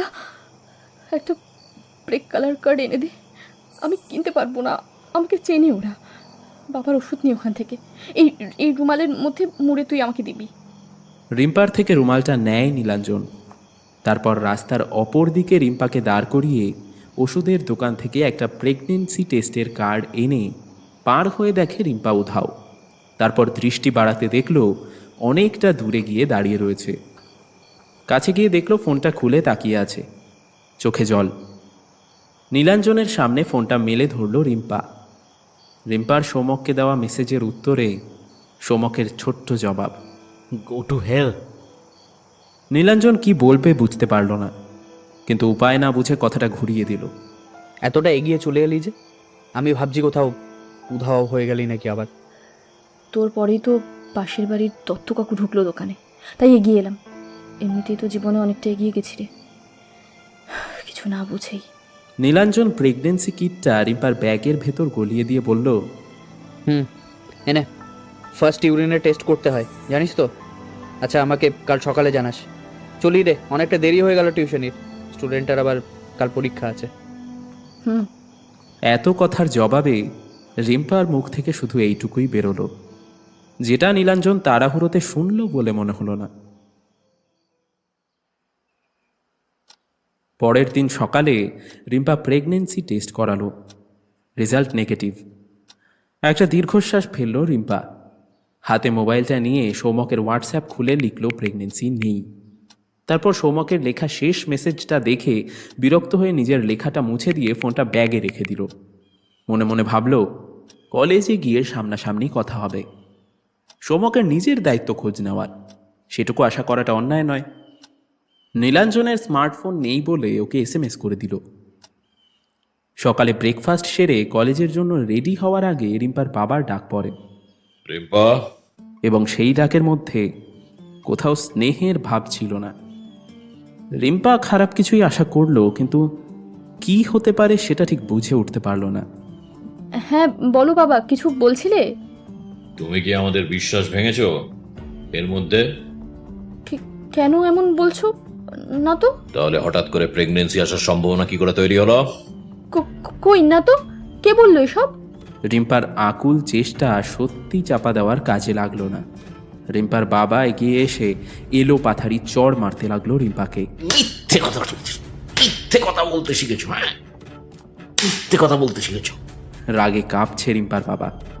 রিম্পার মাও ছুটে এসেছে রান্নাঘর থেকে। রিম্পার বাবা চেঁচিয়ে চলেছে তখন, তুই আমার মুখ উজ্জ্বল করবি, হ্যাঁ? ছেলের অভাব পূরণ করবি। তুই আমার মুখ উজ্জ্বল করবি, হ্যাঁ? ছেলের অভাব পূরণ করবি। ভালো করে একটা মেয়ে হতে পারলি না, তো ছেলের কি অভাব পূরণ করবি তুই, হ্যাঁ? রিম্পা মাটিতে বসে পড়েছে কিংকর্তব্য বিমূঢ় হয়ে।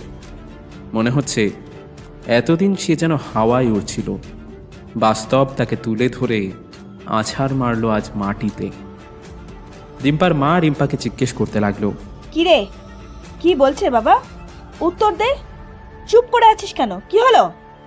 কি বলবে রিম্পা? তার মনে হচ্ছে বাবা মায়ের সামনে সেসব কথা বলার থেকে মরে যাওয়া ভালো। নিজের ঘরে ঢুকে খাটে শুয়ে পড়ে সে। কারোর সঙ্গে কথা বলে না, কোনো খাবার খায় না। বিকেলের পর মা এসে বলে, খেয়ে নে মা, তোর বাবাও রাগ করে না খেয়ে আছে। তুই না খেলে ওই বদরাগী মানুষটাকে খাওয়াই কি করে বলতো? হ্যাঁ, আজ সকাল থেকে না কোনো খাবার খেয়েছে, না কোনো ওষুধ। তা হ্যাঁ রে, ছেলেটা কে? তোর বাবাকেই বললো বা কে? হ্যাঁ, বাচ্চা আসনি তো? না মা, কিছু নেই, কোনো বাচ্চা নেই বলছি তো। বাবাকে জানি না কে সব বলেছে। ঠিক আছে, তোর বাবার দিকে তাকিয়ে এ কটা ভাত খেয়ে নে মা। মা চলে গেলে রিম্পার মাথায় একজনের নামই অপরাধী হিসেবে ঘুরতে থাকে, নীলাঞ্জন। কেন করলো এরকম নীল? নির্ঘাত ফোন করে বলেছে। ওর মনের সন্দেহটাই সত্যি, ওর আর সৌম্যকের সম্পর্কটা মানতে পারেনি নীল, তাই প্রতিশোধ নিল সে। বিকেল থেকে রাত গড়ালেও বাড়ির পরিবেশ একই রকম থমথমে রয়ে গেল। রিম্পা বাড়ির বাইরে বেরোলো না সারাদিন, ফোনটাও বন্ধ রাখল। কিন্তু পরের দিন ভোরবেলা হয়ে যায় রিম্পার জীবনের সবচেয়ে অভিশপ্ত ভোর। ভোরবেলায় মা রিম্পাকে ডেকে বলে, রিম্পা, এই রিম্পা, রিম্পা, আয় না বা শিগগিরি। দেখ তোর বাবার শরীরটা কেমন ঠান্ডা হয়ে গেছে রে। হ্যাঁ দেখ না, আমার ভালো লাগছে না, তুই একবার দেখ, দেখ না রে। বলতে বলতেই কান্না চলে আসে রিম্পার মায়ের গলায়।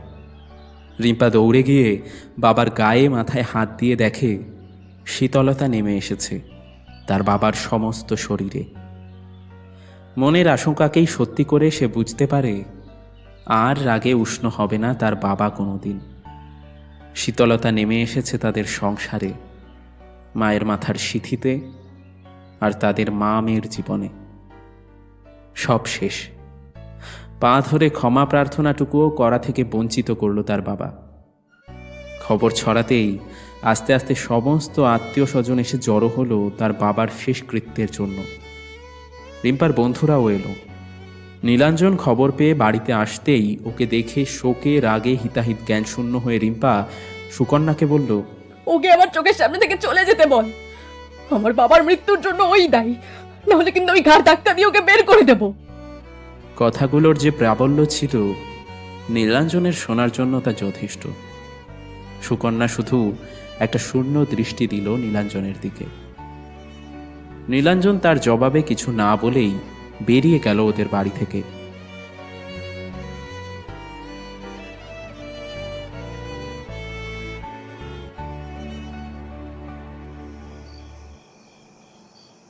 দাহ কাজ শেষে রাতে শোবার আগে রিম্পার হঠাৎ মাথায় আসে রিম্পার বাবার মোবাইলের কথা। সারাদিন এত কল এসেছে আর গেছে, কল লিস্টে আগের দিনের কোনো রেকর্ড নেই। কল রেকর্ডটা ওকে পেতেই হবে, এটাই মনে মনে ভাবতে থাকে রিম্পা।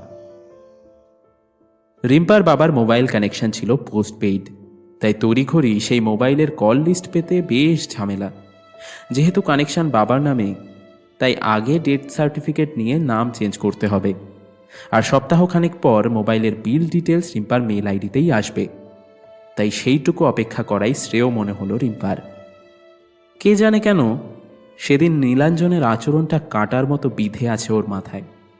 সৌমক মাঝে এর মধ্যে আর যোগাযোগ করেনি, রিম্পারও ইচ্ছে হয়নি। 8 দিন পরে রিম্পা মেল পেল বিল ডিটেলসের। বিলটা ডাউনলোড করে চেক করতে লাগলো সেদিনের আর আগের দিনের কলগুলো।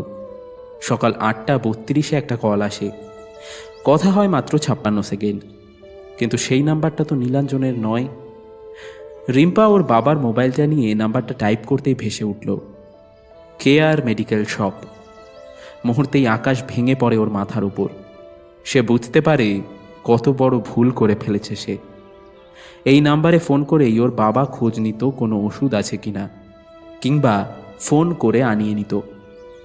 তার মানে ওষুধের দোকানের থেকেই কেউ রিম্পাকে নীলাঞ্জনের সঙ্গে আসতে দেখে ওর বাবাকে ফোন করে। চটপট ড্রেস পরে নেয় রিম্পা, তাকে নীলাঞ্জনের সঙ্গে দেখা করতেই হবে।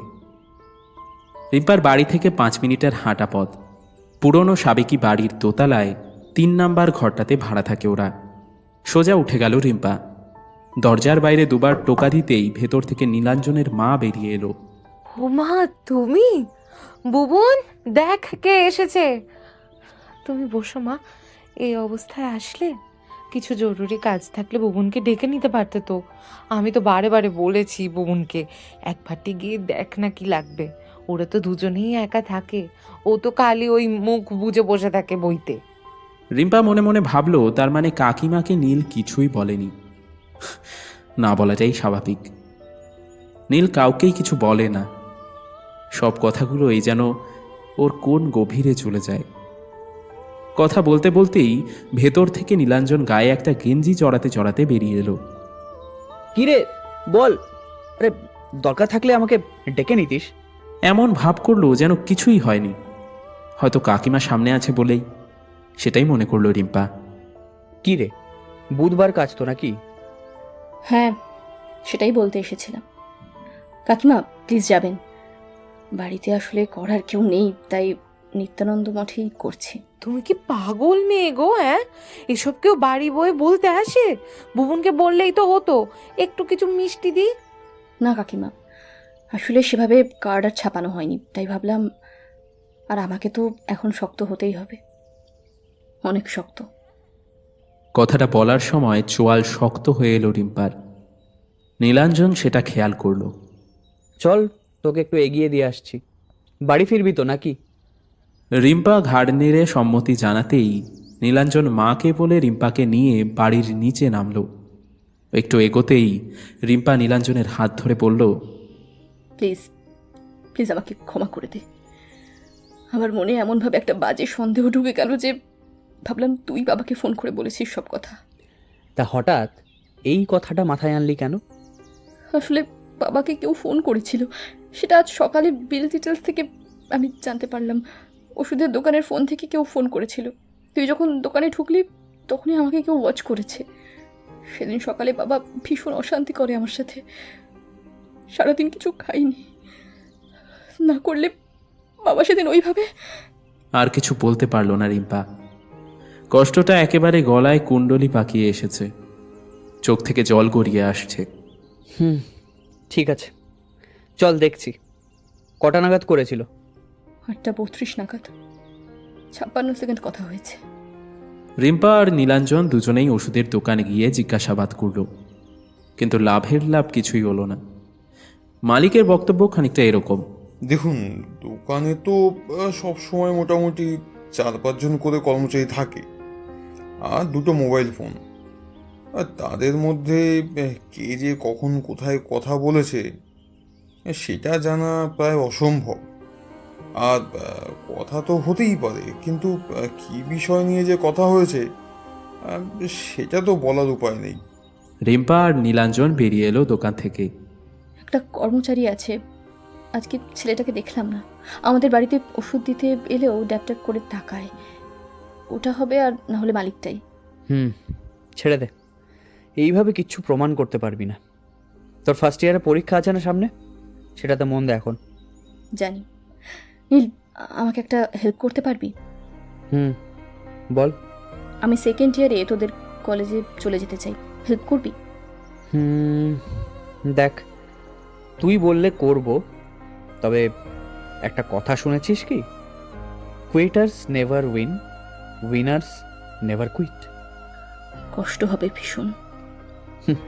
জানি, সব সাফল্যের পথই কষ্টের, সহজ হচ্ছে হাল ছেড়ে দেওয়া। রিম্পাকে বাড়িতে নামিয়ে দিয়ে নীলাঞ্জন চলে গেল। নীলাঞ্জনের শেষ কথাগুলো ওর মাথায় ঘুরছে। সেদিন দুপুরের পর রিম্পার মা যখন বাবার ব্যাংকের অ্যাকাউন্টের নমিনি অ্যাপ্লিকেশন জমা দিয়ে আসে, তখন রিম্পার সামনে পাসবুকটা ফেলে দেয়।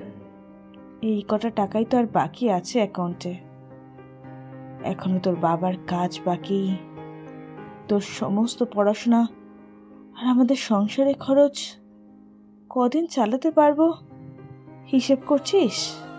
রিম্পা ব্যাংকের পাসবুকটা খুলে ব্যালেন্স দেখল 2,30,000 টাকা। এখনও তার সামনে 2 বছর বাকি গ্র্যাজুয়েশন কমপ্লিট করতে, তার সঙ্গে বাড়ি ভাড়া আর সংসার খরচ চালানো। হিসেবে মিলছে না, মিলবে না যদি না সে আরও 2-1টা টিউশনই নেয়। কমাতে হবে ফোনের খরচ, আরও না জানি কত কি। মনের ভেতরে সংকল্পের নুড়ি পাথর জমানো শুরু হয়েছে এখন থেকেই। মনে মনে ঠিক করে নেয় সে, নীলের কথাই ঠিক, পালাবে না সে। Challenge accepted. বাবার শ্রাদ্ধ শান্তি হয়ে যাওয়ার পর সে যখন 15 দিন পরে কলেজে পা রাখল, তখন সে অন্য রূপাঞ্জনা রায়। শুধু প্রথম দিন সমকের ম্যাথ অনার্সের ক্লাসরুমের পাশ দিয়ে যেতে গিয়ে তার পা কেঁপেছিল। বুঝতে পেরেছিল যে সৌমককে সে এখনও ভালোবাসে ভীষণভাবে, কিন্তু আবেগের স্রোত যেন কোথাও কোনো বালিয়াড়িতে গিয়ে তার টান হারিয়ে ফেলেছে। সৌমক রিম্পার ক্লাসে ছুটে এসেছিল। রিম্পার বাবার কথা শুনে আফসোস করেছিল, জিজ্ঞেস করেছিল প্রেগন্যান্সির কথা। রিম্পা বলেছিল, প্রেগনেন্সি আসেনি, আসলেও নিতাম না, প্রায়োরিটি চেঞ্জ হয়ে গেছে রে। তোর কথাই ঠিক ছিল, তুই কি আমাকে সত্যিই ভালোবাসিস? আমি তোকে তখনও ভালোবাসতাম, এখনও ভালোবাসি, আর ভবিষ্যতেও ভালোবাসবো। আসলে তখন ভীষণ ভয় পেয়ে গেছিলাম। আমার বাবা মায়ের বাড়িতে এত অশান্তি হয় যে কমিটমেন্টের কথা শুনলেই ভয় পাই। আমার একটা কথা শুনবি? বল। আমার সাথে আর কথা বলিস না, বেটার কোনো টাচ রাখিস না। আমার সামনের দিনগুলোর জন্য এই দূরত্ব ভীষণ দরকার। দূরত্ব কি কমতে পারে নাকি বেড়েই যাবে? রিম্পা সৌমকের মাথার চুলগুলোকে হাত দিয়ে আলতো করে ঘেঁটে দিয়ে বলে, দেখাই যাক না সময় কোথায় নিয়ে যায়। ভালো থাকিস। সৌমকের চোখ ভিজে গেছে। রিম্পার ক্লাস থেকে চোখ মুছতে মুছতে বেরিয়ে গেল সে। রিম্পা এরপর সৌমকের মুখোমুখি হলেও কখনো কথা বলেনি। নিজের জন্য নয়, বাবার জন্য। বাবার মনে যে কষ্ট সে দিয়েছে তার প্রায়শ্চিত্ত না করা পর্যন্ত তার শান্তি নেই। অফ পিরিয়ডেও সে বন্ধুদের সঙ্গে না কাটিয়ে লাইব্রেরিতে বই পড়া শুরু করলো। আরও একখানা টিউশনি জোগাড় করলো নীলাঞ্জনকে বলে। হাড় ভাঙা পরিশ্রম বলতে ঠিক যা বোঝায়, আক্ষরিক অর্থে তাই করল রিম্পা। গ্র্যাজুয়েশনের ফলাফল বেরোলো। অনার্সে রিম্পার রেজাল্ট 70%-এর কাছাকাছি। এরপরে সামনের দৌড় WBCS। নীলাঞ্জনের অনেক পরে দৌড়তে শুরু করেছিল রিম্পা। পায়ে চোট লাগার পর দৌড়তে শিখেছে সে। কঠোর অনুশীলনে সে একসময় নীলাঞ্জনের সমানে সমানে দৌড়তে শুরু করলো। আর মজার কথা হলো, ফিনিশিং লাইনে এসে শুধু আত্মবিশ্বাস আর অনুশীলনের জোরে রূপাঞ্জনা রায় ক্রস করে ফেলল নীলাঞ্জন ভৌমিককে। রিম্পার র্যাঙ্ক 174, নীলাঞ্জনের 238। তবে সেই রেজাল্টে মনে হয় রিম্পার থেকেও বেশি খুশি হয়েছিল নীলাঞ্জন, কারণ রিম্পার সমস্ত কিছু সম্ভব হয়েছে নীলাঞ্জন পাশে ছিল বলেই। দিনের পর দিন নীলাঞ্জন নিজের নোটস দিয়ে গেছে রিম্পাকে, সব রকম বইয়ের যোগান দিয়ে গেছে, আর রিম্পা পেল তার নতুন জীবন। এতদিনে মনে হয় তার জীবনের সাপ মুক্তি ঘটল। নীলাঞ্জন পোস্টিং পেল বর্ধমানে, অ্যাসিস্ট্যান্ট ফুড প্রসেসিং অফিসার। রিম্পার posting Malda block development officer. Rimpa ওর মাকে নিয়ে উঠল সরকারি বাংলোতে। রিম্পার মা মনের মতো করে সাজালো সব। রিম্পা কাজ থেকে এসে আবার শুরু করলো তার পেন্টিং। তার শখই এখন তার প্রধান সঙ্গী। দীর্ঘদিন না আঁকায় হাত বসতে লাগলো ঠিকই, তবে 6 মাসের মাথায় সে আঁকতে পারল তার মনের মতো অনেক কটা ক্যানভাস। তারপর নীলাঞ্জন উদ্যোগ নিয়েই বাছাই করা কয়েকটা ক্যানভাস পাঠালো একটা আর্ট কম্পিটিশনে, আর সেখান থেকেই 2টো সিলেক্ট হয়ে দিল্লির আর্ট এক্সিবিশনে। দিল্লির ভিজুয়াল আর্ট গ্যালারিতে আজ রিম্পার সঙ্গে এসেছে ওর মা আর নীলাঞ্জন। নীলাঞ্জন দাঁড়িয়ে আছে রিম্পার দ্বিতীয় পেন্টিংয়ের সামনে, যার নাম লিবারেশন। সেই জাহাজের ছবি যে নোঙর বেঁধেছিল এক সময়। আকাশের রং ক্রমশ অন্ধকার, সন্ধে নামছে। জাহাজ রওনা দিয়েছে তার বন্দর ছেড়ে। ভাঙা শিকল সমেত নোঙর পড়ে আছে অনাবশ্যকভাবে। মুক্তির খোঁজে পাড়ি দিয়েছে জাহাজ। নীলাঞ্জন ইশারায় রিম্পাকে কাছে ডেকে বলল, আচ্ছা, এটা তো সন্ধ্যের সময় ছবি, তাই না? তাহলে আকাশের রংটা দিগন্তের দিকে এত উজ্জ্বল কেন? দিগন্তের আলো জানান দিচ্ছে যে সামনে আর অন্ধকার নেই। বেশ। আর জাহাজ যে নগর ছেড়ে দিয়ে গেল, আবার যদি নগর বাঁধতে হয়? বাঁধবে না সে নিশ্চিত, তবেই তো নোঙরের বন্ধন ভেঙে এগিয়ে গেল। না হলে তো সে নোঙর তুলেই নিত। আরেকটা জিনিস খেয়াল করেছিস কি? কি বলতো? সোজা আকাশে দেখ, জল জল করছে একটা তারা, আমার জীবনের শুকতারা, নীলাঞ্জন ভৌমিক। আসল নারী স্বাধীনতা কি সেটা আমি এতদিনে বুঝতে পেরেছি, যেটা তুই বলতিস। তাই তো তোর কথা ভেবে নাম দিয়েছি লিবারেশন। এভাবেই আমাকে পথ দেখাতে থাকিস। তোর মতো বন্ধু যে আমি পেয়েছি, সত্যি নিজেকে লাকি মনে করি রে। আমি একসময় তোর সম্পর্কে ভুল ভেবেছিলাম মনে হয় ভালোবাসিস আমায়। সমস্ত ভুল তুই ভাঙিয়ে দিয়েছিস। এ কি রে, ভালোবাসি তো তোকে। একটা বন্ধুর ভালোবাসা কি প্রেমিকের থেকে কিছু কম নাকি? আচ্ছা, সবাই তো নিজের নিজের মতো করে ভালোবাসে, তাই না? হ্যাঁ নীল, ঠিকই বলেছিস। বন্ধুর ভালোবাসা প্রেমিকের থেকে কোনো অংশে কম নয়। আচ্ছা, সৌমকের কোনো খবর আছে? যোগাযোগ করেছিল বহুবার। সুকন্যার থেকে আমার নাম্বার পেয়েছে। হোয়াটসঅ্যাপে এটা লিখে পাঠিয়েছিল, দেখ। ছাড় থাক। কিছু জিনিস অ্যাটলিস্ট পার্সোনাল রাখ। দেখ না রে ভাই। রিম্পার হাত থেকে ফোনটা নিয়ে সৌমকের মেসেজটা দেখল নীলাঞ্জন। রূপ, তোকে আর ভুলতে পারবো না রে। অনেক চেষ্টা করেছিলাম জানিস। এখন যে মুম্বাইয়ের অফিসে আছি, সেখানেও অনেককে দেখেছি এমনভাবে উজাড় করে ভালোবেসেছিলি যে হাজার চাইলেও তুই আমার জীবন থেকে যেতে পারবি না। তোর জীবনে আমি এখনো আছি কি না জানতে খুব ইচ্ছে করে জানিস। পারলে বলবি, না হলে নয়। শুধু তুই আমার জীবনে এসেছিলি বলে ভালোবাসার মর্মটা বুঝেছিলাম। এটুকুই মনে রাখিস, তোর অপেক্ষায়। বুঝলি কিছু? বাবা, এ তো বিরাট প্রেমিক রে। তাহলে আর কি, এখন তো কোনো কিছুরই বাধা নেই। তা নেই, তবে আমার সৌমক আমার কাছে আছে, আমার মতো করে। ভীষণ ভয় হয় তাকে হারানোর। আমি জানি সৌমক আমার জীবনে আবার এলে পুরনো সৌমকের ছবিটা পুরো নষ্ট হয়ে যাবে রে। আমার নিজের সৌমকের জন্যই সৌমকের থেকে আমাকে দূরে থাকতে হবে। বাপ রে, এত ফিলোসফি ঝাড়িস না ভাই। এই দাঁড়া, অ্যানাউন্সমেন্ট হচ্ছে উইনারের। First, Rehan Khan from Andhra Pradesh, painting Resonance of Life. Second, Rupanjana Roy from West Bengal, painting Liberation. Third, Rajat Bhatia from Karnataka, painting The Old Sailor. কিরে বল এবার, আমার কথা মিললো কি না? বলেছিলাম তুই টপ 3 এর মধ্যেই থাকবি। কিন্তু উইনার মানে তো বাইরে যেতে হবে। এখন যে কাজের চাপ, তাতে ছুটি নেওয়া বেশ চাপের। আরে দেখ না, ম্যানেজ হয়ে যেতেও তো পারে নাকি।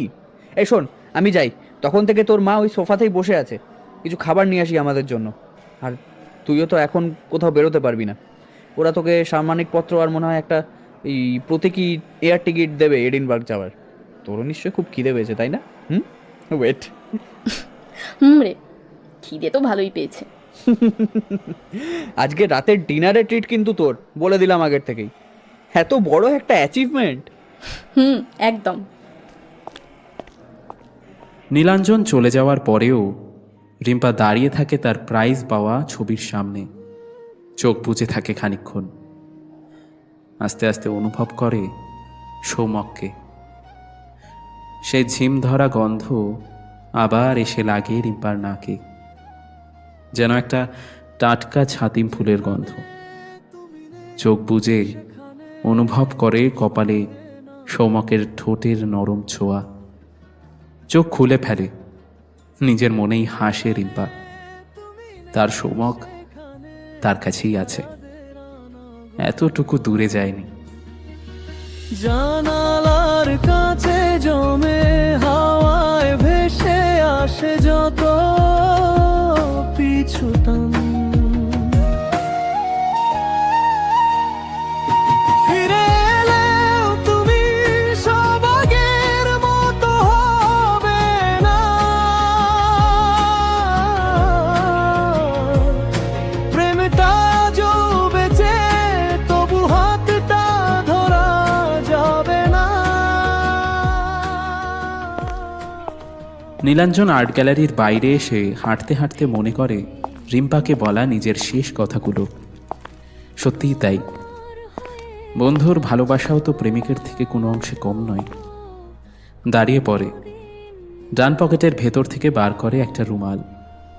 4 বছর আগে রিম্পার বাবা মারা যাওয়ার আগের দিন নেওয়া, এটা আর ফেরত দেওয়া হয়নি। তারপর বহু সময় চলে গেছে। একবার রুমালটা নিয়েই নিজের মুখের কাছে নিল নীলাঞ্জন। সেই মিষ্টি গন্ধটা অবিকল থেকে গেছে। তার রূপাঞ্জনা তার কাছেই আছে। ফিরে এলেও তুমি